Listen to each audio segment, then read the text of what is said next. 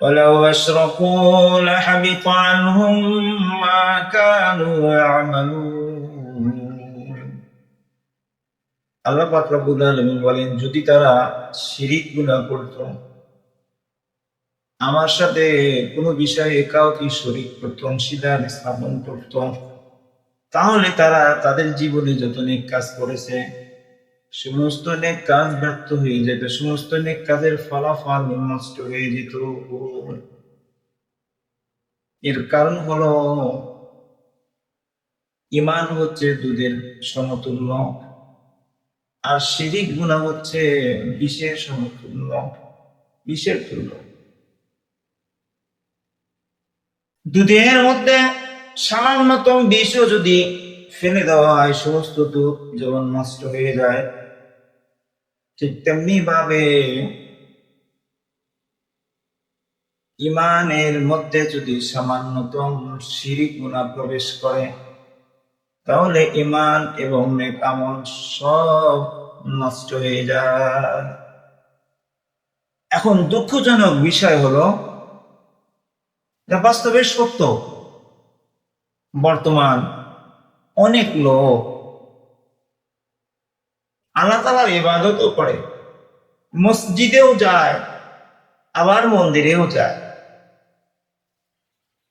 মসজিদেও যায়, আবার মাজারেও যায়, মাজারওয়ালাকে শ্রদ্ধা করে, নাউজুবিল্লাহ। মসজিদে গিয়ে আল্লাহকে শ্রদ্ধা করে এবং মাজারে গিয়ে মাজারওয়ালাকে শ্রদ্ধা করে, নাউজুবিল্লাহ। মসজিদে গিয়ে আল্লাহর কাছে সন্তান চায়, আবার আল্লাহর মাজারে গিয়ে পীরওয়ালার কাছে, মাজারওয়ালার কাছে সন্তান চায়। মাজারে গিয়ে দেখবেন অনেক গাছের সাথে কাপড়ে টুকরো বাঁধা আছে। জিজ্ঞাসা করলে বলে যে এটি এই জন্য বাঁধা হয়েছে যেন এই মাজারওয়ালা তার যেন সন্তান দিবে, নাউজুবিল্লাহ। সন্তান দেওয়ার মালিক আল্লাহ। এবং অনেক মানুষ এমন আছে, মসজিদও নির্মাণ করে দেয়, রাস্তার মোড়ে মোড়ে মূর্তি তৈরি করে, নাউজুবিল্লাহ। অনেক মানুষ এমন আছে, আল্লাহ তাআলাকেও খুশি করার চেষ্টা করেন, আল্লাহ তাআলাকে সবকিছুর মালিক মনে করেন, অথচ জনগণকে সকল ক্ষমতার মালিক মনে করে, নাউজুবিল্লাহ। দুটো জিনিস একত্রিত হতে পারে না। শিরিক গুনাহ করবে, আবার ঈমানও রাখবে, ঈমানও দাবি করবে, এমনটি হতে পারে। শিরিক গুনার সাথে সাথে ঈমান এবং নেক আমল সব নষ্ট হয়ে যায় শিরিক গুনাহ।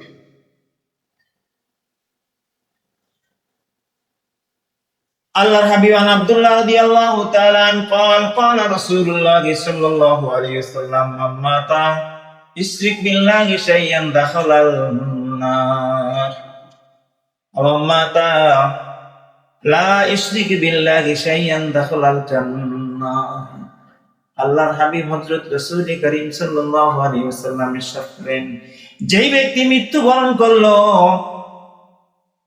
কোন বস্তুর সাথে আল্লাহ তাআলাকে অংশীদার স্থাপন করা অবস্থায়, যদিও যতই নেক কাজ করুক না কেন, সে জাহান্নামে সোজা প্রবেশ করবে, দাখালান নার।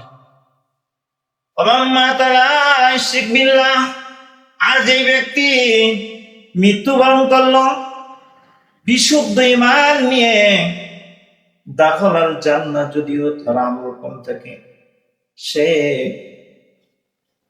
সোজা জান্নাতে প্রবেশ করবে, সুবহানাল্লাহ। আর হাদিসের মধ্যে আল্লাহর হাবিব বলেন, জাদ্দিদু ঈমানাকুম, আর নবী সাল্লাল্লাহু আলাইহি ওয়াসাল্লাম, জাদ্দিদু ঈমানাকুম, তোমরা তোমাদের ঈমানকে মজবুত করো। কিলা ইয়া রাসূলুল্লাহ কাইফা নুজাদ্দিদু ঈমানানা, সাহাবায়ে কেরাম জিজ্ঞাসা করলেন, ইয়া রাসূলুল্লাহ, ইয়া হাবিবাল্লাহ, আমরা আমাদের ঈমানকে কিভাবে মজবুত করব? আল্লাহর হাবিব বলেন, ক্বালা রাসূলুল্লাহ সাল্লাল্লাহু আলাইহি ওয়াসাল্লাম, আকসিরু মিন কওলি লা ইলাহা ইল্লাল্লাহ, লা ইলাহা ইল্লাল্লাহর কালিমা বেশি বেশি করে পড়তে থাকো, চলতে ফিরতে চলাফেরায় উঠোনে বসনে সর্ব অবস্থায় নফিস রাতের জিকির বেশি বেশি করে পড়তে থাকো, লা ইলাহা ইল্লাল্লাহর জিকির। দেখবা তোমার ঈমান মজবুত হয়ে যাবে। তবে অর্থ সহকারে, অর্থ বুঝিয়ে বুঝিয়ে পড়তে হবে। আল্লাহ তাআলা আমাদেরকে বিশুদ্ধ ঈমান নিয়ে কালেমা পড়তে পড়তে মৃত্যুবরণ করতে হবে। আমিন।